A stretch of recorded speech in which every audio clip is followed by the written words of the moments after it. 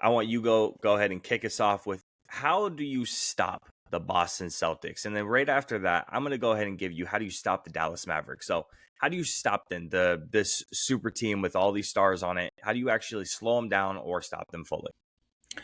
I don't really think that you can stop them. I think what Dallas is going to have to try to do is try to outscore them. And I'm not talking like 140 to 130 because obviously the Boston Celtics offense is historic.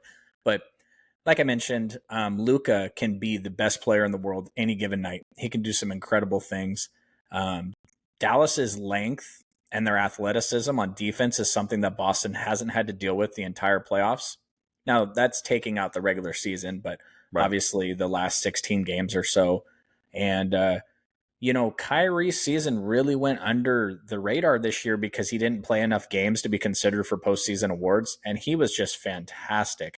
And I know there's a bunch of people that want to hate on me because I mentioned the flat earth shit, but that's part of Kyrie, like part of his personality. You take him and you leave him. And right now he's balling Yep. out. He has NBA Finals experience, which is a huge plus, especially for that team. Yeah. And really, I just think that if the Celtics are going to lose, because I'm not going to buy into this. I'm not going to buy into this. The Dallas Mavericks are more battle tested. I don't give a crap about that. Like these guys have all Right. played in big games. This isn't the Oklahoma City Thunder showing up in the finals, right? These guys have all played big games. The Celtics have been here before, and the Dallas Mavericks have the defenders to deal with Kristaps, but you guys have made it through the playoffs without him. So he's an added piece for sure, but the team is already good enough, Porzingis or not Porzingis. I think really what it comes down to is the consistency of Tatum. I think if he has one of those patches that he's been prone to do in his career where he goes a little silent and he goes a little absent, and kind of like Tyrese in this, then the last, you and me talked, we're like, if Tyrese Halliburton's going to come out and take 8 shots, they're not going to win. They're not going to win the series. They're not even going Yep. to win a game. If Absolutely. Tatum doesn't come out, Tatum needs to come out and set the tempo, set the tone, because Luka will. Yeah. And that's really a let me take 6 ingredients, throw it on a piece of dough, throw it in the oven, and hopefully it tastes good way of explaining how the Mavericks could beat the Celtics. Mm. Frankly, I would not predict it, and I do not Right. expect it. But if Tatum has a game or two that aren't great, and Luka goes supernova, because Luka could go supernova for a game or two, and Kyrie could go supernova for a game, and maybe they're at 3 games, and then if you guys are 3-3 or 3-2, at that point anything can fricking happen. Taking injuries out of it, of course. And I was super interested to hear that Kristaps, when they asked him, they asked him, "Are you going to be back by game 1?" And he said, "Yeah, that's the plan." And then they said, "Are you running pain free?" And he was like, "Yes." You know what I mean? Yeah. Like it was just, you can tell there's some lingering effects of it. But Right. frankly, you gotta lace up the sneakers and do everything you can because this is the finals and you got to put it all on the line. That's a great cliche.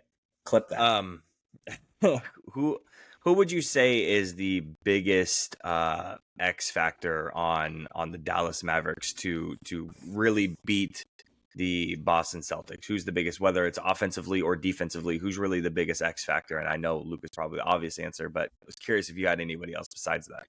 Well, I mean, we know that this is the X factor. I'm not going to give you a name, and that's super fence sitting here, but we know what Luka is going to do. We know Yep. what Kyrie is going to do. They have to go supernova, but there has to be somebody else on the team that steps up in a way that's like not like to where after game 2, the Boston Celtics are like scrambling to figure out, holy shit, what are we going to do with this? They're throwing Mm. completely different looks at us. They're doing something they've never done before. It can't just be Luka hitting all these step back threes. Like he's not going to do that for 7 games. It can't Right. just be Kyrie. Personally, Kyrie's a great player, but we got a great defender over there in Drew Holiday. He's not just going to go off for 40 every night. It's just not going to happen. And Right. even if Kristaps doesn't play well, you got Horford right there. Like this team is deep and it's prepared. It just really would need to be somebody coming out of left field to just completely, you know, basically transcend their career arc and where they've been as a player to take it to the next level for this to happen. And again, I'm talking about it feels like a lot of crazy shit. Like I just don't see it happening. But I think that's what it would take. It would take Kyrie and Luka to go to the next level like they're going to do, and then someone else to step it up even further. Because Yeah. you guys have that, right? There's Jalen, there's Tatum, there's Horford, there's Kristaps, there's Drew, there's your boy. God, why am I forgetting his name? The My bald man, assassin, the bald assassin. Yeah, Derek of White. course I can remember Derek White's nickname, but I can't remember his freaking name. You know, you guys got 7 players on that team that might go for 30 any given night. Well, Drew Holiday might not go for 30, but still, I mean, the Mavs aren't that deep, and so they really just need somebody to come out of nowhere like that, in my opinion, to help them win this series. Which again, I don't expect to happen. Yeah, I think for the Mavericks, I think two guys to keep an eye on are going to be one is going to be Derek Lively, to see if he can continue the tremendous impact that he's had, especially in the last series, to see if he can continue that. And then the other person on the Mavericks side is going to be Derek Jones Jr., not only on his defensive side, which is why he is a starter and such a good player, but also his 3-point percentage has been through the roof in the postseason compared to normally. You want Derek Jones Jr. to shoot a three usually. In the postseason, he's played a little bit differently. So continuing that on the big stage in the finals is really going to be something to keep an eye on, especially with some of the things I'm going to be going over with how to stop the Dallas Mavericks. I think Derek Jones Jr. is going to play a huge role in that, along with a couple other guys as well. And, you know, I mean, PJ Washington has had a season in his career where he averaged 16 to 17 points a game. You know, now that's obviously for a very, very lackluster team. And as I like to remind people, every team has a leading scorer. So he, you know, if you told me that he averaged 22 to 23 points a game this series, that would be interesting to me. I would like somebody to come from the future and show me averages of players that led to the Mavericks winning the NBA Finals. And I really think that instead of seeing something like, oh, Luka went for 45 a night or PJ Washington went for 25 a night, it would be something like, oh, Tatum averaged 16 points a night in the finals, something like that. You know what I mean? Like, I really just think it's the Celtics' inconsistency, which is more bred from lack of needing to play hard. You know, I Yeah. really don't think they've dropped the ball in huge games this season. Like even the playoff games that they've lost, it's just been like, did they get beat or they just lose? You know, did they Right. beat themselves?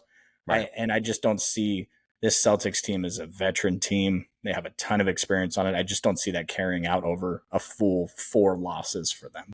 So Yeah, no, absolutely. It's like, you know, we dropped a game against the Miami Heat and everyone thought the sky was falling. It's like you guys forgot that they shot like historically high numbers for the team in the postseason from 3 and from the field goals, for field goal percentage as well. So like, let's not get ahead of themselves. They had to shoot a tremendous amount of threes, hit like a crazy amount of them. Let's pump the brakes. They're not going to shoot this every single night. It's just not possible. And guess what? They did not, and they ended up getting dispatched immediately after. So was really nothing to be concerned about. So we might see something similar with the series coming up. Anything to add before we move on to the Mavericks?